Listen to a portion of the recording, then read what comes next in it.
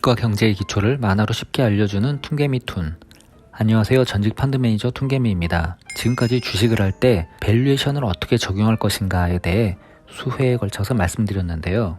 이번 시간부터는 3회에 걸쳐서 ROE의 의미와 실전 적용에 대해 얘기해 보겠습니다. 지난 동영상에서 제가 밸류에이션이 싸더라도 무턱대고 사지 말고 ROE를 한번 확인해 보라고 말씀드렸는데요.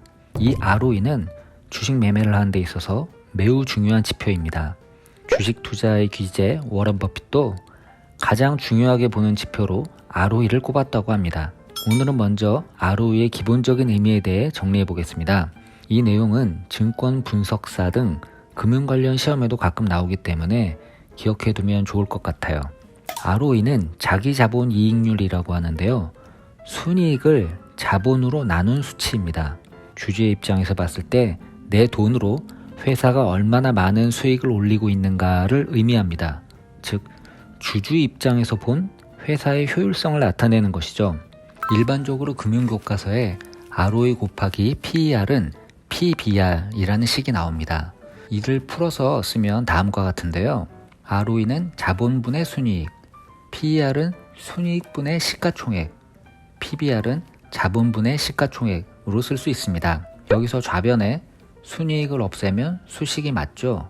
이 식은 금융 관련 자격증 시험에 가끔 출제되는 식입니다. 하지만 이 식은 과거 숫자를 적용할 때나 의미가 있기 때문에 실무에서는 잘 쓰이지 않습니다.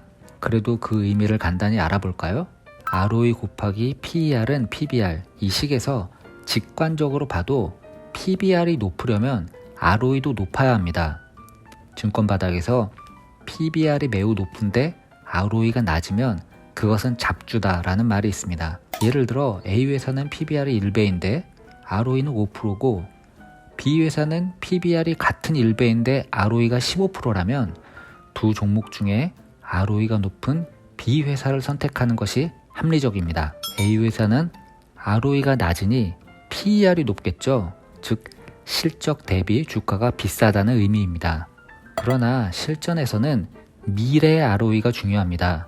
하지만 미래 순이익 예상이 어려운 것처럼 미래 ROE도 예측이 어렵겠죠. 따라서 이런 수식으로 접근하는 방법은 은행업 같이 역사가 길고 ROE가 안정적인 산업에나 적용이 가능할 것입니다. 즉, 미래 순이익 예상이 어렵고 변동성이 큰 성장 산업이나 사이클 산업에 적용하는 것은 무리가 있습니다. ROE가 높을수록 좋은 회사입니다.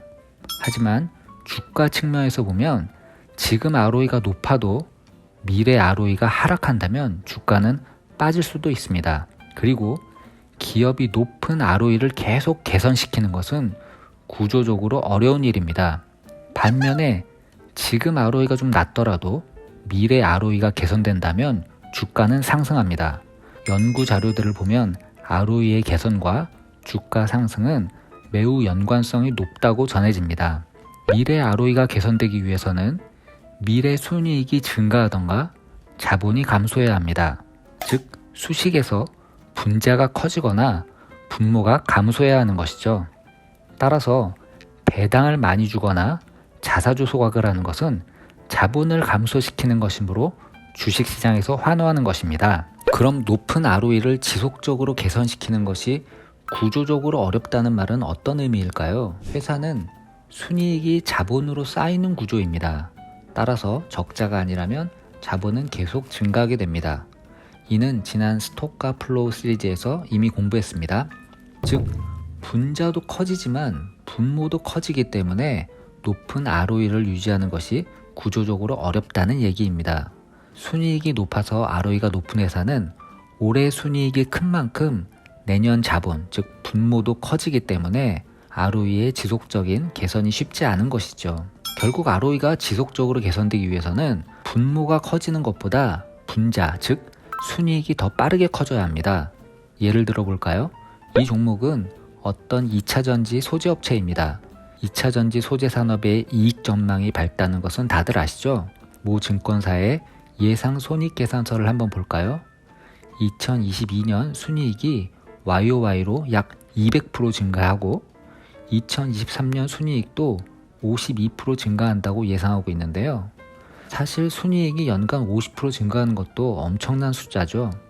한편 ROE는 2022년에 30%이지만 2023년 이후 증가하지 않습니다. 이렇게 실적이 성장하는 회사도 ROE가 지속적으로 개선되는 것은 어렵습니다. 이 회사의 주가도 ROE가 11.5%에서 30%로 상승하는 구간인 2020년에서 2022년도 사이에 상승폭이 컸습니다.